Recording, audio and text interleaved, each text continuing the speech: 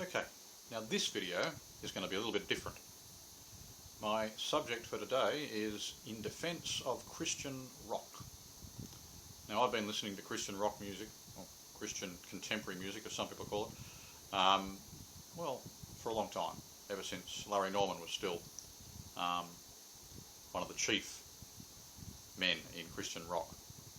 And I must admit that my tastes run more to the rock side than the more pop side, but I listen to a wide range of music, from sacred, classical, jazz, rock. But today I want to speak in defence of Christian rock, which has had a lot of, I think, uninformed criticism over the years. Very unfair criticism. Okay, let's start with the criticism it gets from those outside the church. Well, first criticism of it is often that it's derivative. In other words, it's just like, copying other people's style of music. Secular bands, they just copy their style and add a few Jesus lyrics and off they go, and there's no originality whatsoever. Now, this one really annoys me. Derivative. Well, has anybody listened to the radio for the past 10, 20, 30 years? Most music you hear is derivative, in the sense that very few bands and very few songs represent a totally new genre within the rock category. So a lot of this music, it will sound a bit like and remind you of something you've heard in a secular band, and most secular bands, you could say exactly the same thing. As I say, very few bands actually create a new genre, a totally new style of music. And the same has always been true. Even if you listen to classical music, a lot of music you say, well, okay, that's the same style. It's a different tune, it's a different song, it's a different composition, but yes, there's a certain degree of truth in saying it's derivative, and to which I answer, so what? People don't listen to music mainly to hear something that's totally provocatively different, breaks new ground all the time. Most of the time what they want to listen to is something that just sounds good, preferably something they can maybe hum to or sing to, or just something they enjoy the sound of. So that criticism of it being derivative, if it applies to Christian music, it applies to most music, and I think it's irrelevant. They're using the genres that are available, and sometimes I think that bands do break new ground. Christian bands break new ground in what they do something that's a bit different to something you've heard before. I think of POD, for example. But it's not the key issue. The key issue is, does it sound good? And that's where I come to the next criticism. Oh yes, Christian rock, it's, everybody knows it's rubbish, it's no good, doesn't sound any good. And in fact, I think most people who say that simply haven't listened to it, haven't given it a fair go. The evidence for this is pretty clear. Look, a number of Christian bands have crossed over, as they say, and become mainstream successes. And that wouldn't have happened unless they were producing music that a lot of people liked, who had no interest in the religious side of their lyrics. Now, one example of that, one very good example recently, is Skillet. Okay, they're a crossover band, they're a Christian band, they're quite open about that, but they have had a great deal of success on mainstream charts with a number of different songs over the years. And the other thing that shows that this music is not just listened to by people who have to listen to it because, I'm a Christian, I have to listen, if I want to listen to rock, I've got to listen to that. The thing that shows that that's not the case with these bands is the fact that they have so many fans who are not religious. If you go to some of their YouTube pages and read the comments of next to or underneath the music videos, it's quite amusing, because almost every time you'll come across a thread of comments which is, some atheist fan comes and says, I know it's Christian, but I really like this music, and anyway, you don't have to interpret Christianity into it, and then there's the conversation between them and the Christian saying, oh no, it's this means that, and no, it's definitely Christian, they're a Christian band. He says, yeah, I know they're a Christian band, but blah blah blah. this kind of conversation or some variation on that theme goes on over and over and over again. So plenty of these bands have fans who have no interest in the religious beliefs of the band, but enjoy the sound that they create, and even enjoy the lyrics, because often the lyrics are not explicitly about God, but they're very positive lyrics. So that very fact, the fact that there are people listening to these bands and enjoying them immensely who have no interest in the fact that they're Christian, shows that it's not just a ghetto of people who are inferior artists, but that they have something genuinely good and praiseworthy to offer in their music. So no, Christian rock is not inferior, and as for being derivative, well, no more than any other rock that you hear out there or any other popular music. Okay, so that's the general criticisms you get from the world, the mainstream, if you like, secular press, who are interested in rock music. So I would happily claim that you listen to bands like POD, Switchfoot, Reliant K, Skillet, Red, and so on. You're listening to really good music, rock music, if you like that kind of thing, which I do. Alright, now let's move on to the other stream of criticism, and I'm going to have to take longer with this because unfortunately people that criticise Christian rock music the most are certain Christians often of a puritanical mindset, not always but often, who consider that Christian rock is evil, or that even if it is possible to play rock music that's Christian, that the Christian rock bands don't really do it, that they're deceivers and deceived and so on. Okay, so let's deal with the question of whether or not you can even have Christian rock. And one of the more foolish claims I've heard in different places, I've heard it said by a popular fundamentalist Protestant preacher and by a Lutheran sister, nun, and by one pope, and that is that the beat in rock music is all about sex, and it's the beat of either intercourse or masturbation or whatever. Okay, let's deal with that. And Mother Basilia Schlink, I think, said this, the Lutheran nun I was referring to, and it was quoted by Pope Benedict.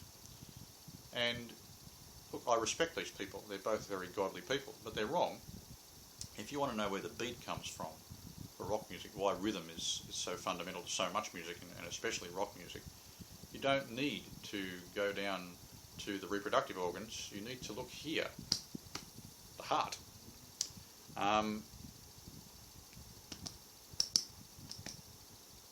The beat that's so foundational to so much music, but especially rock music, is right there at the core of our being.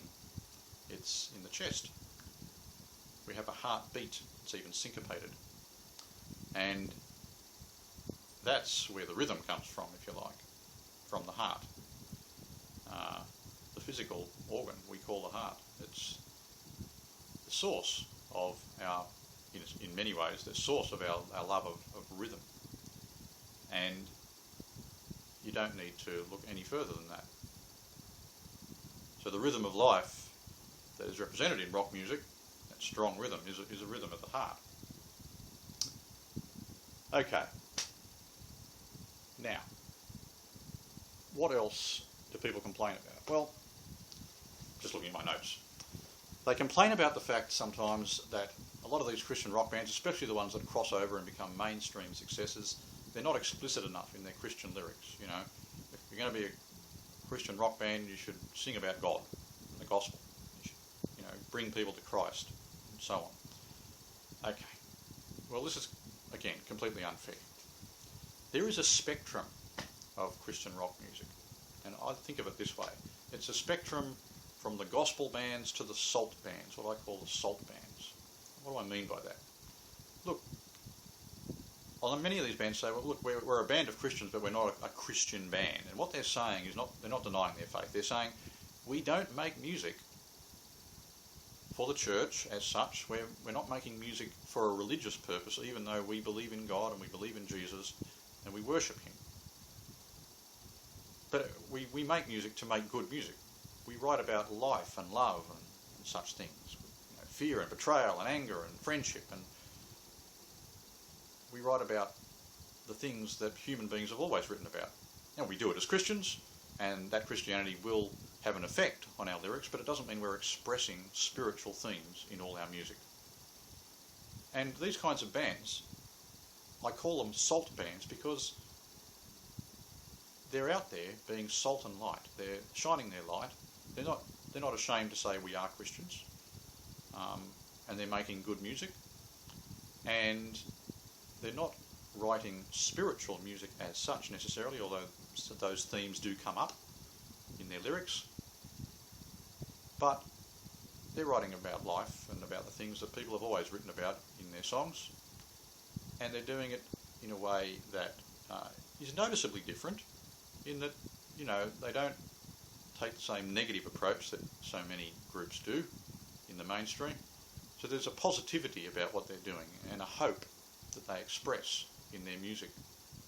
And these lyrics that are uplifting and positive and have hope in them, even when they're dealing with darker themes,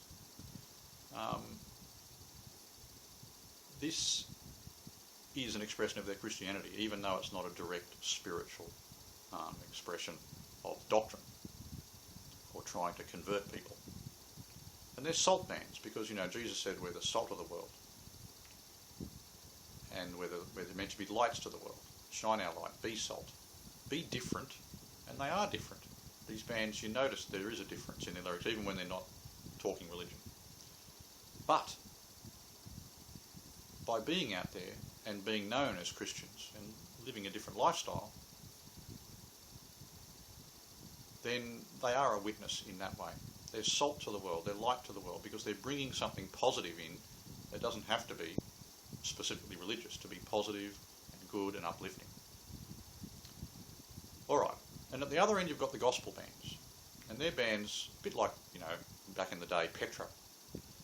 They make lyrics, they go to make songs and lyrics, and they go to do concerts to convert people or to help Christians to praise God. So their lyrics are very explicitly Christian, about spiritual themes, and what they do is aim to convert quite often. Okay, so they're gospel bands. They're not just witnessing by a different mode of life and lyrics that are uplifting and good and edifying, but they're basically out there to strengthen Christians in their faith, help them to express their faith, and to make new Christians. But then it's a spectrum, all right? There are bands that are all the way over to the gospel side. That's what they do. And I would think of what's a modern band that might be like that? Maybe Disciple.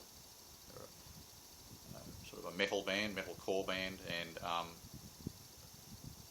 you get the impression there that their lyrics are very explicitly Christian the whole time. And I imagine at their concerts, I haven't been to one, but I imagine that again, it's most of the people there are Christians, but they would be trying to save the unsaved. And that's great. And let me say that Disciple makes some great music.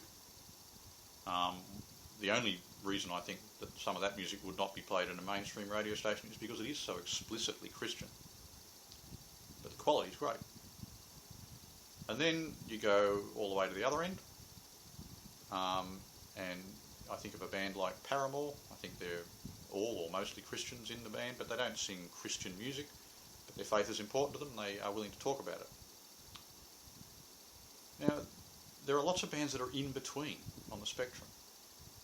And I think a band like POD is pretty much in the middle, but would verge towards the gospel side, I think, more and more. Again, somewhere in between those two extremes, a specifically gospel band and just a band of Christians making good music, would be bands like Flyleaf and Red. Switchfoot's probably way towards the salt end, but even though very few of their lyrics are very explicitly about the gospel, the themes keep coming up, and Christians can pick them out pretty easily. Even many of the phrases they use, but they are not aiming to convert people explicitly by their concerts and their lyrics, but they are making a difference, and they're getting people who might not otherwise listen to Christian music to listen to it and to be uplifted. Now, that may not be evangelism, but it's helpful, and it may well, in many cases, lead people to give God a chance, so to speak. So, I don't think bands should be criticised for being anywhere on that spectrum, from the purely salt end to the gospel end, the explicit evangelistic end. So as you go towards the gospel end, the spiritual, moral, theological themes become more and more explicit. As you go towards the salt end, it's not that they're absent, but these themes are more implicit in the lyrics. And this is fair enough, because there is no law that says that people who want to make good music have the gift of evangelism or the gift of teaching. If they don't, then why should they pretend they do? So it is perfectly reasonable for Christians to band together and make good music that isn't explicitly about God. But what is, I think, important is that there may be a noticeable difference in the way they live their life, and in the fact that their music should express hope, be positive and uplifting overall, even though some of their songs will explore dark themes, and that's fine too. Look at the book of Psalms. The Psalms and other parts of the Scripture explore dark themes. People who are angry, feel betrayed, even by God. It is not right to condemn bands for writing music with lyrics about heavy subjects. They should be doing that. That's honesty. That's not any form of apostasy or infidelity. It's honesty. They should explore those themes in a certain way, of course. It shouldn't be hopelessness. But there's nothing wrong with looking into those dark places and talking about them lyrically. Okay, so that's the spectrum. I think a lot of criticism about these bands is because they don't lie all at the gospel end of the spectrum, and that's really unjust. As I say, not everybody has the gifts of evangelist or teacher, and they shouldn't have to pretend they do in order to make good music. All right, what else? Okay. Sometimes these bands are criticised because people read their lyrics or listen to the interviews they do, have a look at the comments they make, and become hypercritical, I would call it. They're looking for error. They're looking for doctrinal error. They're looking for sub-Christian beliefs. And a prime example of this I came across recently is some of the sites that criticise the band POD, a new metal band. Now, it doesn't really make me angry, this kind of criticism, because some of it's just so foolish, so silly. It's hard to get angry when you look at something and think, well, that's just ridiculous. It's on its face. You can see straight away that it's absurd. All right. What's an example of this kind of criticism? All right. There was an interview where somebody, one of the band members, said, and they were being asked, they were obviously talking about their message to people, their listeners, and he said, it's not like you're going to go to hell, it's love and respect. That's what their themes are, that's what their lyrics are really pushing. And another band member said, yeah, it's not like we give out pamphlets saying to people, you're going to go to hell unless you repent, words to that effect. Okay, and this person had quoted that, and in criticising them said, see, they don't believe that there is a hell. See, they're heretics. Right, well, they never said there was no hell. What they said is they don't concentrate on hell and condemnation and telling people that they're going to burn in their lyrics. there have been bands that have been very challenging in their lyrics, heavy metal bands included. I think of Resurrection Band, or Res, and they've had at least one song explicitly about hell. It's a very good song too, by the way. But that's not what POD does. But they do explore dark themes, and they challenge people about sin and the society that they live in, about its selfishness and its evil. But by taking these words out of context and just, misinterpreting them in a very obvious manner, he could make up this rather absurd condemnation. They don't believe in hell. That's untrue. You can tell from other things that they have said.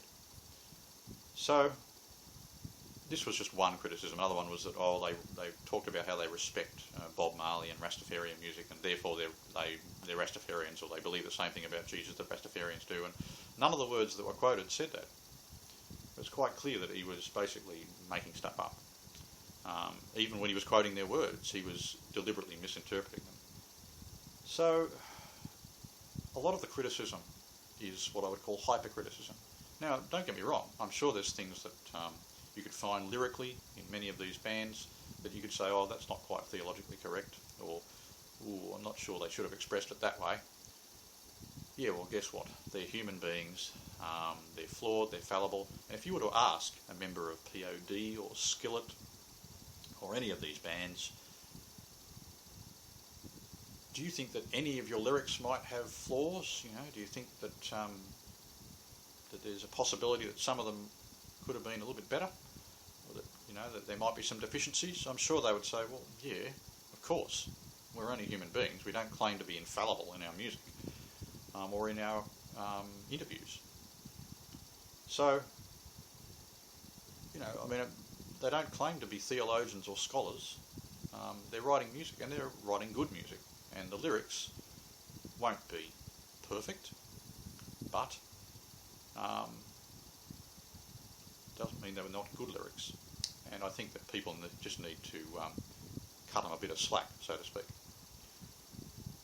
All right.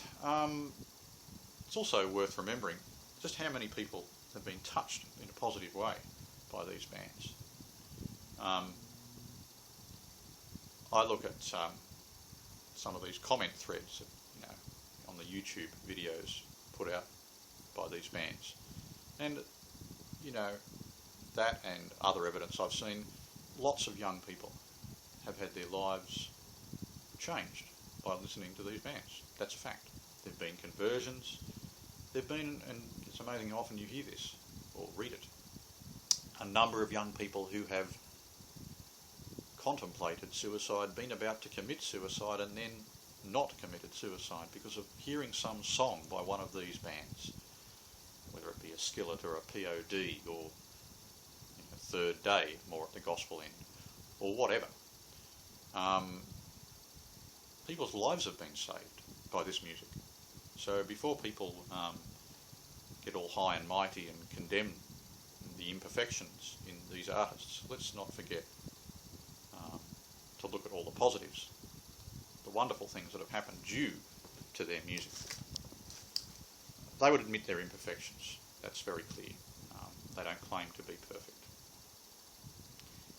One of the things I really respect with POD, for example, is that they're still close to the streets in their hearts. They're singing mainly for the marginalised, not for people like me. I enjoy their music, and so do many people who are, in reasonable position financially and live ordinary, if you like, middle-class lives. But they're singing mainly for the marginalised. You can see it in their videos and you can read it in their lyrics. Their heart is for the people on the edges, and you can see that in what they do, and it's worthy only of respect and blessing. A band like Skillet, I think that their fan base, the so-called panheads, they would be a bit different. I think there'd probably be a few more churched kids and young people in amongst their fans as a proportion, but still there's this heart for people who are struggling and maybe at the edges, feeling like they're at the edges in our society. So I have a lot of respect for what these bands are doing, quite apart from enjoying their music. What are some other criticisms? Well, tattoos is one you see occasionally.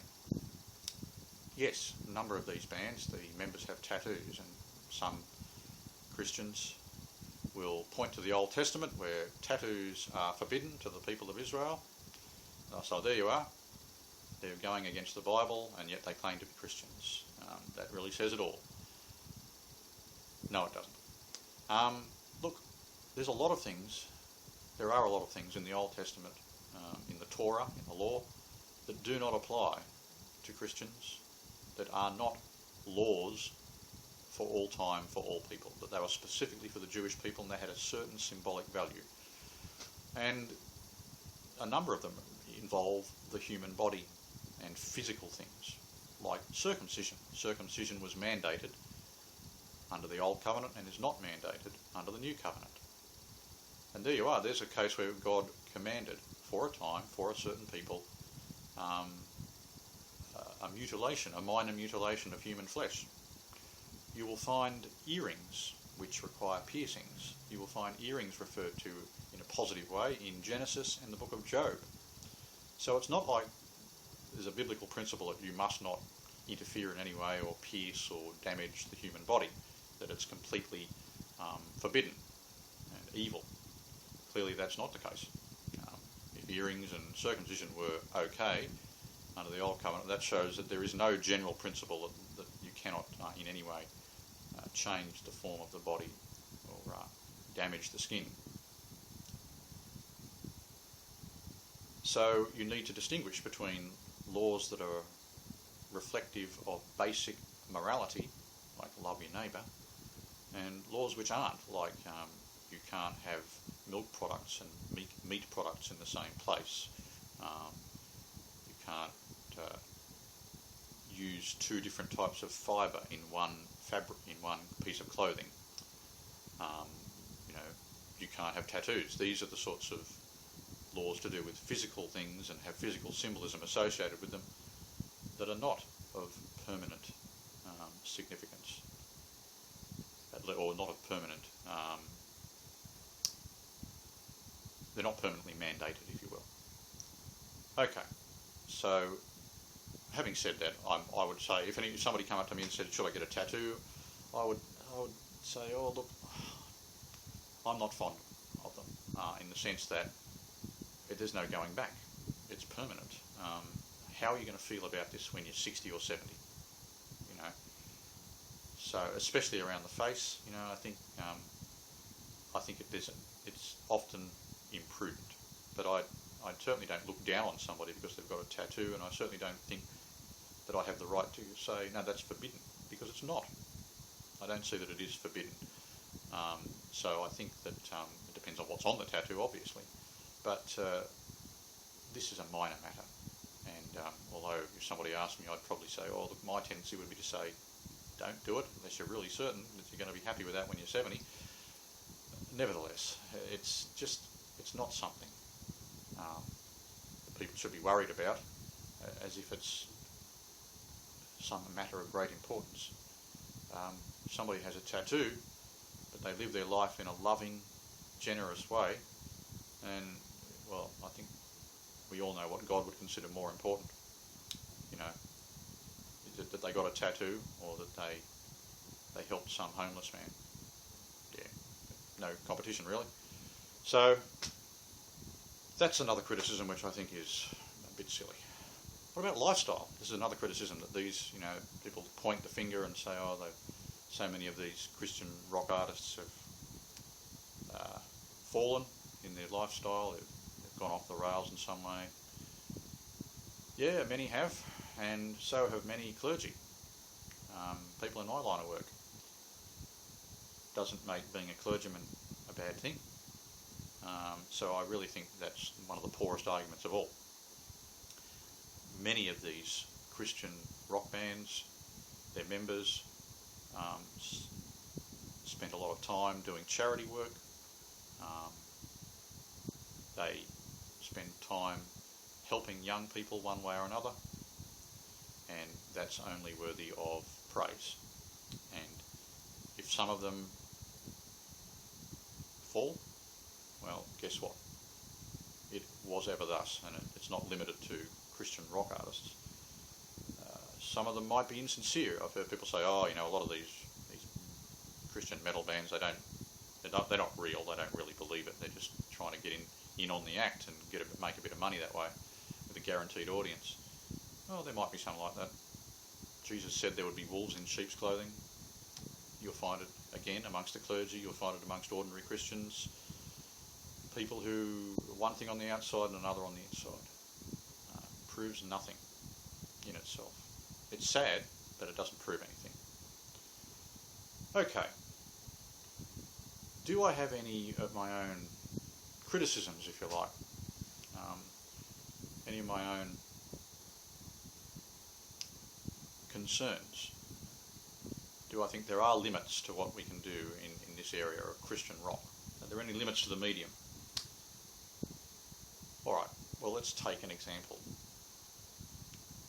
And I'm not saying that I'm condemning these things, but I'm just going to offer up some reservations. In the hardcore and the metalcore genre, the vocal techniques often involve very low growling or screaming. What about that? Surely a lot of people would say that's completely verboten. It should be totally excluded from Christian music. It's demonic and so on. Well, first, screaming. No, so I don't think you can say that screaming in a piece of music would necessarily be evil. It might be just an expression of extreme emotion, a very realistic expression of something that the lyrics are saying. I can think of a psalm which in one translation I think it says, "I have roared for the very disquietness of my heart." And there are times when something quite vocally extreme will be an expression of an extreme emotion, and a perfectly legitimate one. The growling, which is, I suppose, could also be described as a hyper-masculine kind of singing. Very aggressive. It communicates a kind of aggressive tone. Now, again, there might be times when that's perfectly appropriate. It makes sense. It goes with the lyrics, which are aggressive lyrics, because, rock is a medium which has a lot of power in it, and it's to some extent it's about power, and it has a certain amount of aggression in it. And aggression is not necessarily evil. Aggression towards evil is good, and aggressively putting forward something you think to be important can be useful. So aggressive tone, screaming, frustrated tone, these can have their place. Where I think they don't fit is when they become extremely guttural, so that it does sound like they're trying to, sound like some sort of demonically possessed person or whatever. Or, unless of course they're pretending to be. They're playing the part of the evildoers in a song, so it's a dramatic song where there's the devil conversing or fighting against the good. I suppose in that case you could say, well, then they're deliberately, artistically playing a part like an actor would. But where I do have a problem is where that sort of growling is to express lyrics which don't seem to match that at all, don't match either the aggression or playing the part of the side of evil or whatever. It's just expressing Christian thoughts, but with these guttural growls. Yes, I think there are times when maybe the line has been crossed. So it's not that I say, Christian rock, there's no problems at all. They're all great. I defend them to the death, no matter what. There are things that I also, I'm given pause by certain things. Let's put it that way. They make me think, okay, I think you might need to rethink that. But you know what? People make mistakes, and this is not an excuse to condemn any genre or any group of people who are mostly trying to do the right thing, and many times making very good music while they're at it. What would I say to Christian artists? Not that any of them are probably listening to me, but if I was to say something to these people, whether they're at the salt end or the gospel end of that spectrum, I would say this: live holy lives. Really commit yourself to being the best Christians you can be. Whether or not you're singing explicitly religious lyrics or not, live holy lives. Let that be the foundation of your witness, whether or not you are a gospel band or a salt band. Live holy lives and make good music. Make good music. You do that and pretty much everything else will follow reasonably well. So yeah, these are some thoughts from a clergyman who also happens to be quite a fan of a lot of Christian rock, whether at the salt end or the gospel end. God bless.